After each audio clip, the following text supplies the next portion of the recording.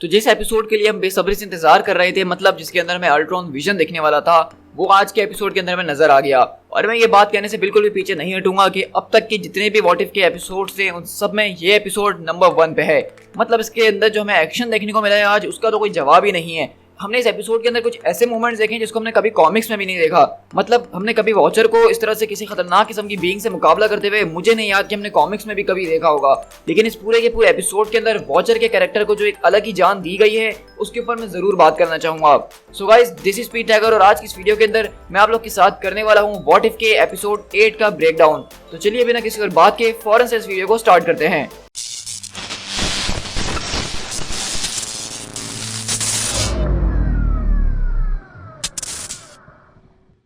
तो जैसा कि आप सबको ऑलरेडी पता चली गया होगा कि आज के इस एपिसोड के अंदर हम लोग बेसिकली यहाँ पे जो है अल्ट्रॉन विजन की स्टोरी को देखने वाले हैं। तो मतलब ये वो स्टोरी जिस तरह हमारे एमसीयू के अंदर प्ले आउट करी थी, लेकिन बस इसमें फर्क इतना है कि यहाँ पे अल्ट्रॉन जो करना चाहता था वो करने में कामयाब हो गया। जैसे कि हमारी रियलिटी के अंदर जब टोनी स्टार्क और ब्रूस बैनर माइंड स्टोन के जरिए अल्ट्रॉन को बनाते हैं, तो अल्ट्रॉन अपने आप को परफेक्ट करने के लिए जो है बेसिकली विजन की बॉडी को तैयार कर रहा होता है, ताकि अपनी कॉन्शियसनेस एक जबरदस्त किस्म की बॉडी के अंदर ट्रांसफर कर सके और माइंड स्टोन की पावर के साथ जुड़ सके। लेकिन हमने देखा कि हमारी रियलिटी के अंदर उस पूरी की पूरी चीज को रोक दिया जाता है। टोनी स्टार्क वगैरह जो है विजन को अपनी साइड कर लेते हैं और एक जबरदस्त किस्म का हमें हीरो देखने को मिलता है। लेकिन इस रियलिटी के अंदर अल्ट्रॉन जो है वो सारे के सारे एवेंजर्स को हरा देता है और विजन की बॉडी को अपने काबू में कर लेता है। यानी कि वो वाइब्रेनियम की विजन की बॉडी जिसके अंदर माइंड स्टोन लगा हुआ है और अल्ट्रॉन का खतरनाक किस्म का शैतानी दिमाग भी मौजूद है। और ये अल्ट्रॉन इतना ज्यादा ताकतवर हो चुका था कि इसने सारे के सारे एवेंजर्स का काम तमाम कर दिया। इसके अलावा इस पूरी की पूरी दुनिया के अंदर जितने भी न्यूक्लियर मिसाइल्स वगैरह थे उन सबको लॉन्च करके इस पूरी की पूरी दुनिया को बर्बाद कर दिया। और अब इस पूरे के पूरे प्लेनेट अर्थ के ऊपर सिर्फ इसके रोबोट्स का ही राज चल रहा है।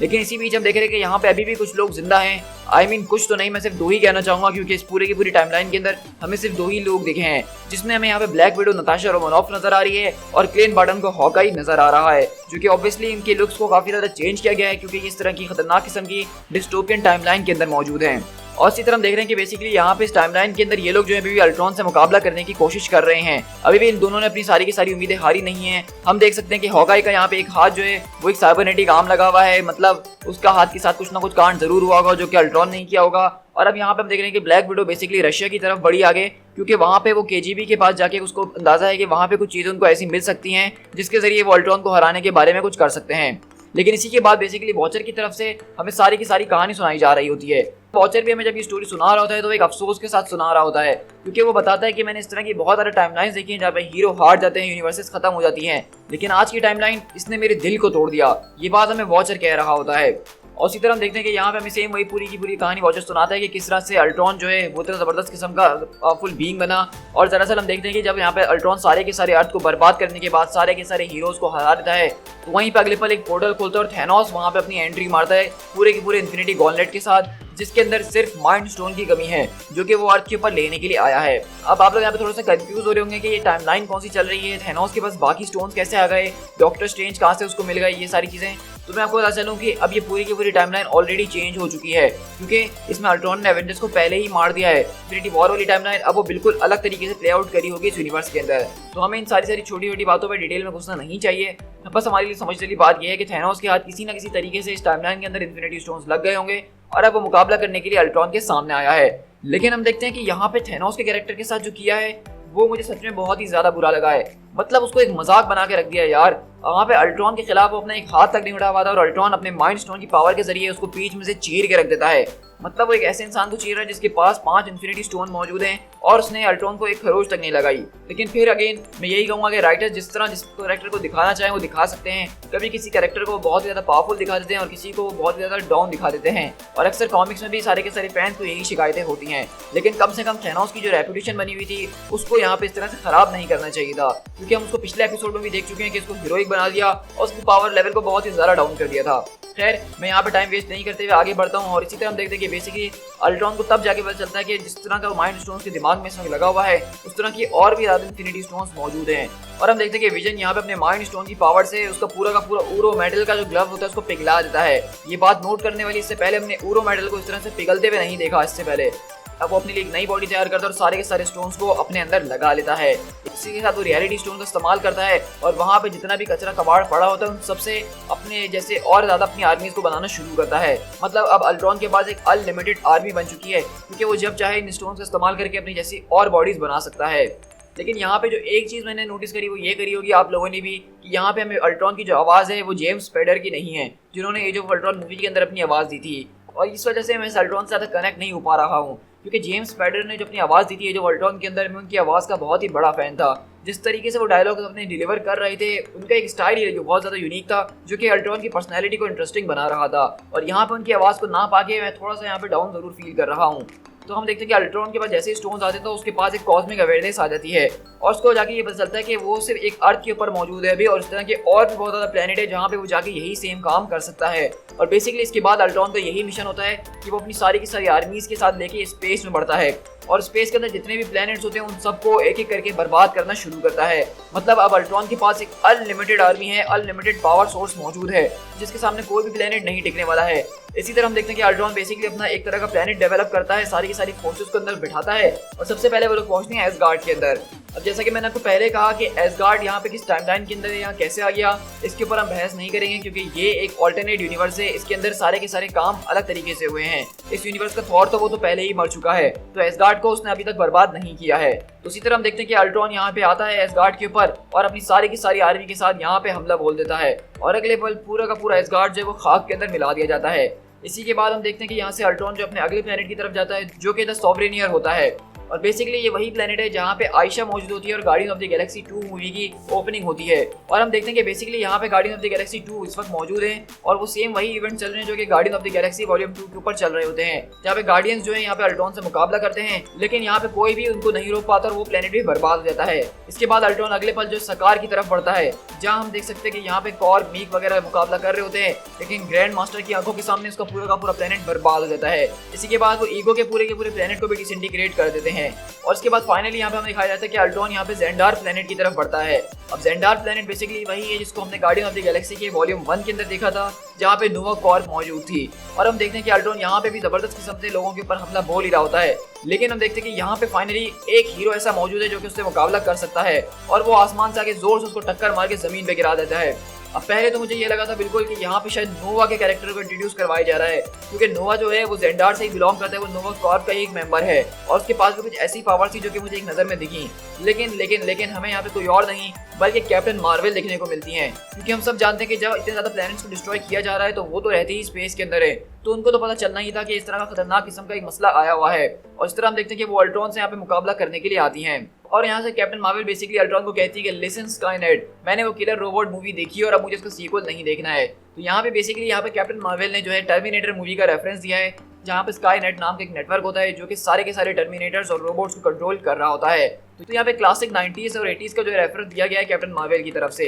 और अगले पल हम देखते हैं कि वो अपनी फुल स्पीड के साथ अल्ट्रॉन के ऊपर अटैक करती है और सीधा उसको अपने साथ खींचते हुए इस प्लेनेट के कोर के अंदर यानी ज़ेंडार के कोर के अंदर ले जाती है। और हमें यहाँ पे लग रहा था कि वाकई में कैप्टन मार्वल के पास जो पावर्स हैं वो बहुत ही ज्यादा औसम है। मतलब इतनी इंटेंस हीट को झेलना और अल्ट्रॉन को इतनी जबरदस्त तरीके से पेलना, वो भी इतनी गर्मी के अंदर, ये एक बहुत ही बड़ा फीट है जिसको यहाँ पे बहुत अच्छे तरीके से दिखाया गया है। और हम देख रहे होते हैं कि यहाँ पे कैप्टन मार्वल काफी हद तक उसकी इन्फिनिटी स्टोन्स की पावर के ऊपर भी ओवर पावर हो रही होती हैं, लेकिन यहीं से अल्ट्रॉन कहता है कि तुम्हारे पास काफी हिम्मत है, लेकिन इसका ये मतलब नहीं है कि तुम मुझे हरा सकती हो। और अगले बार हम देखते हैं कि यहाँ पे कैप्टन मार्वल को हराने के लिए अल्ट्रॉन अपने सारे के सारे इन्फिनिटी स्टोन्स की पावर को एक साथ इस्तेमाल करता है और एक बहुत ही ज्यादा बड़ा ब्लास्ट होता है जिसके जरिए सिर्फ ज़ेंडार नहीं बल्कि उसके आसपास के जितने स्टार्स, जितने प्लैनेट्स होते हैं वो सब एक ही वेव के अंदर बर्बाद हो जाते हैं। तो ये असल पावर है इन्फिनिटी स्टोन्स की, जिसको आज तक हमने अपनी मूवीज के अंदर नहीं देखा। मैं उम्मीद करता था कि थैनोस भी कभी कुछ ऐसा ही बड़ा सा कांड करके दिखाए जिसके जरिए प्लैनेट्स बर्बाद हो रहे हो, कॉस्मिक एंटिटीज हिल जाए जिससे, और ये सारा का सारा काम कर रहा तो किसने करा? अल्ट्रॉन ने। इसी के बाद हम देखते हैं कि यहाँ पे जब अल्ट्रॉन को पता चलता है कि उसने सब कुछ मिटा दिया, इस यूनिवर्स के अंदर से कोई प्लेनेट नहीं बचा है,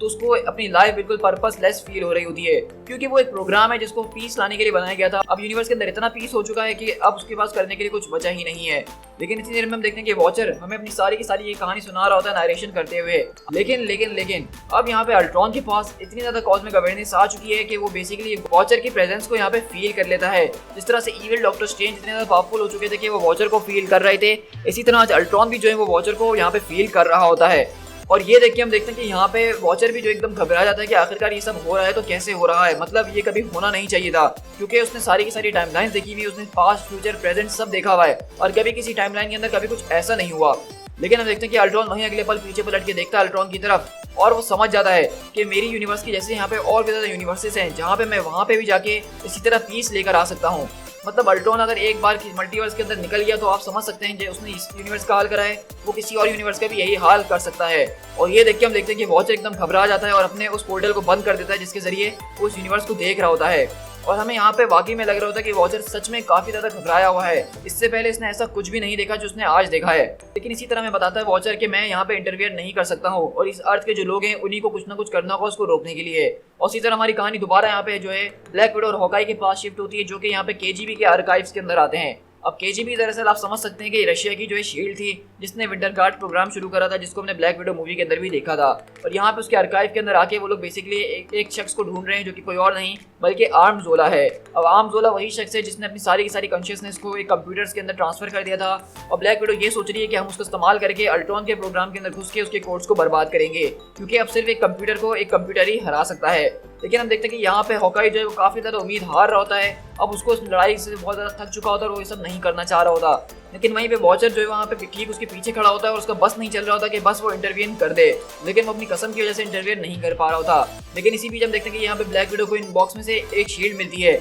जो कि कैप्टन अमेरिका की तो नहीं लेकिन रेड गार्डियन की होती है, जो कि उनके कॉस्ट्यूम के साथ बहुत ज्यादा परफेक्टली मैच भी कर रही है। लेकिन इसी तरह हम देखते हैं कि यहाँ पे काफी ज्यादा तलाश करने के बाद ब्लैक विडो को वो फाइल मिल जाती है जिसके जरिए उनके पास उम्मीद की एक नई किरण जागती है। और ये देख के वॉचर भी काफी ज्यादा खुश हो जाता है कि अभी भी उम्मीद बाकी है।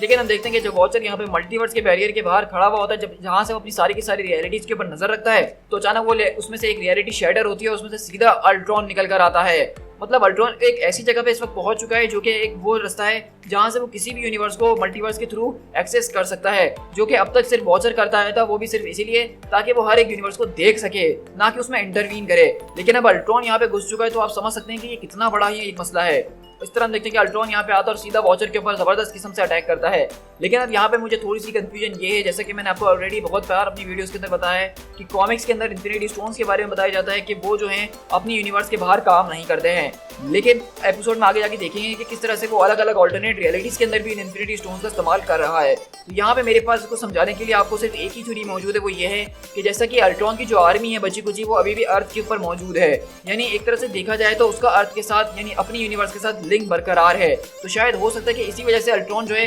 मल्टीवर्स के अंदर इन्फिनिटी स्टोन्स को इस्तेमाल कर पा रहा है, क्योंकि उसका कुछ हिस्सा जो है वो अपनी यूनिवर्स के अंदर भी मौजूद है। यही मेरी एक थ्योरी जिसके जरिए मैं इसको एक्सप्लेन कर सकता हूँ। अगर आपके पास कोई और थ्योरी इसको जस्टिफाई करने के लिए तो मुझे कमेंट में जरूर बताइएगा। और अल्ट्रॉन को इस बात के बारे में रियलाइज होता है कि यहाँ से अब वो पूरी की पूरी मल्टीवर्स के अंदर वही कहर मचा सकता है, वही पीस लेकर आ सकता है जो कि वो अपनी यूनिवर्स के अंदर आया है। लेकिन यहीं से अगले पल हम साइबेरिया के अंदर शिफ्ट होते हैं जहाँ पे ब्लैक विडो और हॉकाई जो है बेसिकली आर्म जोला को ढूंढते हुए पहुंचते हैं और इनके बीच काफी ज्यादा बातचीत वगैरह होती है। लेकिन यहाँ पे बेसिकली आर्म जोला इनकी मदद करने के लिए तैयार हो जाता है और एक प्रोग्राम तैयार करता है जिसके जरिए वो अल्ट्रॉन की एक बॉडी के अंदर घुस के उसको करप्ट करेगा और एक बॉडी के जरिए वो सारे के सारे हाइव माइंड को करप्ट करके बर्बाद कर देगा। तो इसी तरह हम देखते हैं कि यहाँ पे ब्लैक विडो एक कॉल करके बेसिकली एक अल्ट्रॉन को अपनी तरफ बुलाती है। जब हम देखते हैं कि इसमें से अल्ट्रॉन यहाँ पे सारे पहुंचते हैं तो हॉकाई अपना तीर जिसके अंदर उसने वो सारा का सारा डेटा अपलोड कर दिया था वो अल्ट्रॉन की एक आंख के अंदर मार देता है, जिसके जरिए हम देखते हैं कि उस तीर के जरिए वो सारी की सारी डेटा जो इसमें डाउनलोड होना शुरू होती है और तब तक हॉकाई और ब्लैक विडो सारे के सारे अल्ट्रॉन से बचने की कोशिश कर ही रहे होते हैं। लेकिन हम देखते हैं कि यहाँ पे आर्म जोला जो है उस अल्ट्रॉन को हैक करने में सक्सेसफुल भी हो जाता है और अगले पल वो जब अपनी पूरे के पूरे इस नेटवर्क को आगे फैलाने की कोशिश करता है मेन अल्ट्रॉन तक तो उसमें अनसक्सेसफुल हो जाता है। और इसी तरह हम देखते हैं कि ये सारे के सारे अल्ट्रॉन जो कि यहाँ पे पहुंच चुके हैं वो रुकने का नाम नहीं ले रहे होते हैं।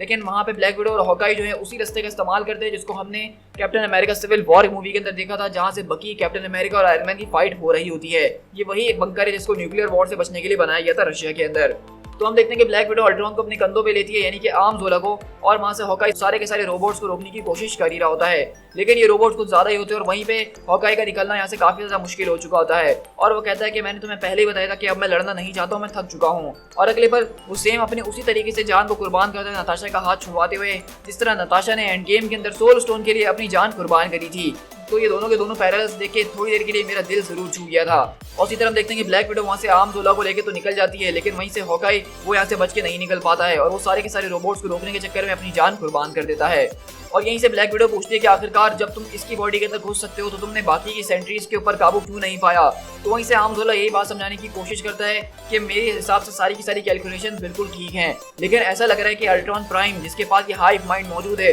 वो हमारे इस यूनिवर्स के अंदर मौजूद ही नहीं है। और ये बात समझना ब्लैक विडो के लिए खासकर थोड़ा सा ज्यादा मुश्किल होने वाला है। और इसी तरह हम देखते हैं कि बेसिकली मल्टीवर्स के बैरियर के बाहर वहाँ पे वॉचर जो है वो बेसिकली अल्ट्रॉन से मुकाबला करना शुरू कर चुका है। अब हम आज फाइनली वॉचर को जो है एक्शन के अंदर देख रहे हैं और हम देख सकते हैं कि वॉचर के पास काफी ज्यादा यूनिक सेट ऑफ पावर्स मौजूद हैं, जहाँ पे सबसे पहले वो एक जबरदस्त किस्म की प्रिज्म वाली जिससे वॉचर जो है अल्ट्रॉन को बहुत दूर उठा के फेंक देता है और वॉचर अभी भी कंफ्यूज होता है कि ये सब पॉसिबल कैसे है। लेकिन वहीं पे अल्ट्रॉन जो है अगले पल एक और दूसरे पोर्टल से फौरन वॉचर के पीछे आ चुका होता है और हम देखते हैं कि वो यहाँ पे वॉचर के ऊपर जबरदस्त किस्म से अटैक करके उसको एक जबरदस्त ब्लो मारता है जिससे वो एक दूसरी यूनिवर्स के अंदर जाके गिरता है। मतलब हमें याद है कि हमने लास्ट फाइट के अंदर इस बात के ऊपर बात करी थी अपनी वीडियो के अंदर। तो अब आप इस बात से अंदाजा लगाइए कि वॉचर और अल्ट्रॉन की जो फाइट हो रही है वो एक कंट्री से, एक सिटी से नहीं, एक प्लेनेट से नहीं, बल्कि एक मल्टीवर्स के बीच हो रही है, जिससे अल्ट्रॉन के एक पन से वॉचर जो है वो एक यूनिवर्स से निकल के दूसरी यूनिवर्स के अंदर जा रहा है। तो इस पूरी बैटल का स्केल का अंदाजा लगाएं तो ये बहुत ज्यादा एपिक है।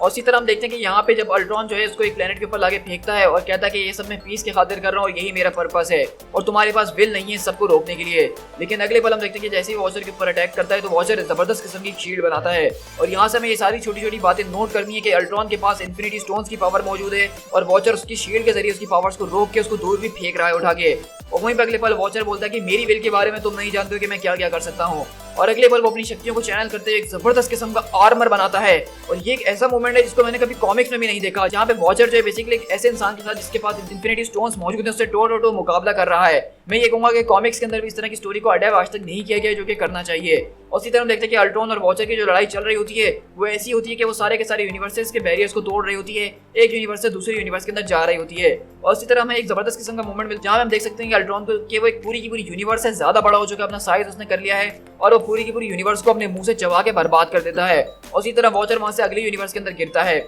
और हम देख सकते हैं कि बेसिकली इस यूनिवर्स के अंदर हम देख रहे होते हैं बैकग्राउंड के अंदर कि यहाँ पे बेसिकली कैप्टन अमेरिका जो हैं वो यहाँ पे प्रेसिडेंशियल यूथ ले रहे हैं। मतलब इस यूनिवर्स के अंदर कैप्टन स्टीव रॉजर्स वो प्रेसिडेंट बन रहे हैं। और इसी तरह हम देखते हैं कि अल्ट्रॉन यहाँ पे बताता है कि मेरे अब पूरे के पूरे फिंगर टिप्स के ऊपर मल्टीवर्स मौजूद होने वाली है और मैं अपना सारा का सारा टाइम उसको बर्बाद करते हुए ही करूंगा और तुम उसको रोकने के लिए कुछ भी नहीं कर सकते। और मजे की बात यह कि तुम इतने टाइम से सब कुछ कर सकते थे लेकिन तुमने कभी इंटरवीन नहीं करा। तो उसको वॉचर समझाने की कोशिश करता है कि ये मैंने ओथ ली है कि मैं किसी भी कीमत के ऊपर यहाँ पे इंटरवीन नहीं करूंगा। तो अल्ट्रॉन बोलता है कि चलो ये तो बहुत ही अच्छी बात है, तुमने मेरा काम और आसान कर दिया। और इसी तरह हम देखते हैं कि अल्ट्रॉन यहाँ पे वॉचर को बहुत बुरी तरीके से फेलना शुरू करता है। मतलब एक एक पंच के साथ एक एक यूनिवर्स बर्बाद हो रही होती है और दूसरी यूनिवर्स के अंदर वो लोग शिफ्ट हो रहे होते हैं। तो इससे अंदाजा लगा सकते हैं कि यहाँ पे पावर स्केल को बहुत ज्यादा एपिक कर दिया गया है। और हम देखते हैं कि यहाँ पे जब अल्ट्रॉन वॉचर का काम तमाम कर ही रहा होता है तो वॉचर वहाँ पे अपनी सारी की सारी पावर्स का एक आखिरी ब्लो इस्तेमाल करते हुए उससे बचता है और एक अलग ही जाके यूनिवर्स में छुप जाता है। तो मतलब यहाँ पे अल्ट्रॉन ने वॉचर को हरा दिया था उसकी इन्फिनिटी स्टोन्स की पावर्स के जरिए। और अब हम देखते हैं कि वो इस पूरे के पूरे मल्टीवर्स के बैरियर के अंदर पहुंच चुका है और अब उसको रोकने का कोई रास्ता नहीं है। और इसी तरह बेसिकली वो पार्टी थॉर वाली यूनिवर्स के अंदर हमने देखा था कि पोर्टल खोल के वहाँ पे पहुंचता है। लेकिन हम यहाँ से शिफ्ट होते हैं वॉचर के पास जिसको हम देखते हैं कि वो कहीं और नहीं बल्कि उसी पॉकेट क्रिस्टल के अंदर आ चुका है जहाँ पे इविल डॉक्टर स्ट्रेंज को कैद किया था जिन्होंने अपनी पूरी की पूरी यूनिवर्स को बर्बाद कर दिया था और वहाँ पे सिर्फ एक क्रिस्टल बचा था। तो हम देख रहे हैं कि बेसिकली वॉचर उनसे ही मदद मांगने के लिए आया है क्योंकि अब तक हमने जितने भी हीरोज देखे हैं सारे के सारे व्हाट इफ की सीरीज के अंदर जितने भी कैरेक्टर्स को देखा है तो उसमें से सबसे ज्यादा जो स्ट्रॉन्गेस्ट और पावरफुल कैरेक्टर था वो स्ट्रेंज सुप्रीम का ही था क्योंकि ये वो शख्स था सबसे पहला जिसने वॉचर की प्रेजेंस को फील करा था ऑन स्क्रीन और वॉचर से बात भी करी थी। इसके अलावा किसी कैरेक्टर के पास इतनी पावर नहीं थी कि वो ये कर पाता। तो ये बात मेक सेंस करती है कि वॉचर यहाँ पे उनसे ही मदद मांगने के लिए आया है। और वॉचर को जैसा कि ये बात ऑलरेडी पता है कि इविल डॉक्टर स्ट्रेंज ने बेसिकली अपनी सारी की सारी गलतियों को एक्सेप्ट कर लिया था और आखिर में उन्होंने सब बातें रियलाइज कर ली थी। तो शायद इसलिए भी वॉचर जो उनके पास आया है क्योंकि अल्ट्रॉन के खिलाफ वही उनकी जबरदस्त किस्म से मदद कर सकते हैं। और इसी के साथ हमारा यहाँ पे आज का जो है एपिसोड एंड होता है और इसके बाद हमारे पास अब सिर्फ एक आखिरी एपिसोड रह गया है क्योंकि फिनाले होने वाला है और मुझे पूरी उम्मीद है कि वो बहुत ज्यादा दमदार होने वाला है जिसके अंदर हम गार्डियंस ऑफ द मल्टीवर्स को देखने वाले हैं। अब वॉचर डॉक्टर स्ट्रेंज के साथ मिलकर उन सारे के सारे लोगों को जमा करेगा जिनको अब तक हमने व्हाट इफ के सारे अलग अलग एपिसोड्स के अंदर देखा है। तो बेसिकली वॉचर की गार्डियंस ऑफ द मल्टीवर्स जो है उसके अंदर स्ट्रेंज सुप्रीम होंगे, कैप्टन कार्टर होंगी, टिचाला स्टार लॉर्ड होंगे, ज़ॉम्बी हंटर स्पाइडरमैन होंगे, पार्टी थॉर होगा और उसके अलावा जो आज के एपिसोड के अंदर हमने अपनी ब्लैक विडो देखी है नताशा रोमानोफ वो भी होने वाली हैं। और इसके अलावा 2 और कैरेक्टर होने वाले हैं जिनको हमने दूसरे टीजर ट्रेलर्स के अंदर देखा है, जिसमें से किलमॉन्गर का ब्लैक पैंथर और थैनोस गमोरा होने वाली है, जिसको हम आई होप कि हम अपने अगले ही एपिसोड्स के अंदर देखने वाले हैं, क्योंकि वही फिनाले होने वाला है। अब मैं इस बात की उम्मीद जरूर करता हूँ कि फिनाले होने वाला है तो उसको आधे घंटे से ज्यादा का बनाना चाहिए, ताकि अच्छे तरीके से सारी की सारी चीजों को दिखाया जाए और रैप अप भी किया जाए। हम ये बात जानते हैं कि ऑलरेडी व्हाट इफ का सीजन 2 तो आना ही है, तो मुझे लगता है कि इसकी स्टोरी को क्लिफ हैंगर के ऊपर जरूर छोड़ा जाने वाला है। लेकिन जो भी हो, मैं अगले एपिसोड के लिए काफी ज्यादा एक्साइटेड हूँ और इस एपिसोड से मैं बहुत ज्यादा खुश था। तो आप लोग मुझे बताइए गाइस कि आपको मेरी आज की वीडियो कैसी लगी है। जो छोटी छोटी डिटेल्स मैंने इसमें नोटिस करी थी वो मैंने आपके साथ शेयर भी कर दी है। तो आप लोग कमेंट करके बताइएगा कि आपको मेरी वीडियो कैसी लगी और आज का एपिसोड आपको कैसा लगा है। साथ ही साथ अगले एपिसोड के ब्रेकडाउन और रिव्यू को देखने के लिए मेरे चैनल को सब्सक्राइब जरूर कर लीजिएगा। अगली वीडियो के ऊपर अब डिटेल में डिस्कशन करने वाले हैं। और मैंने आप लोगों को आज कुछ ज्यादा ही टाइम ले लिया, मैं जानता हूँ कि वीडियो कुछ ज्यादा ही लंबी हो गई है, लेकिन ये एपिसोड था इतना ज्यादा एपिक कि इसके ऊपर मैं अगले 2 घंटे भी और बात कर सकता हूँ। लेकिन आप लोग को ज्यादा टाइम ना लेते हुए मैं इस वीडियो को यहीं पे एंड करता हूँ और आई होप कि अगले हफ्ते आप लोग इसी तरह दोबारा मेरी वीडियो को देखने के लिए जरूर आएंगे। So guys, this is P tiger, मिलते हैं अपनी किसी और वीडियो के साथ। Till then, thank you so much.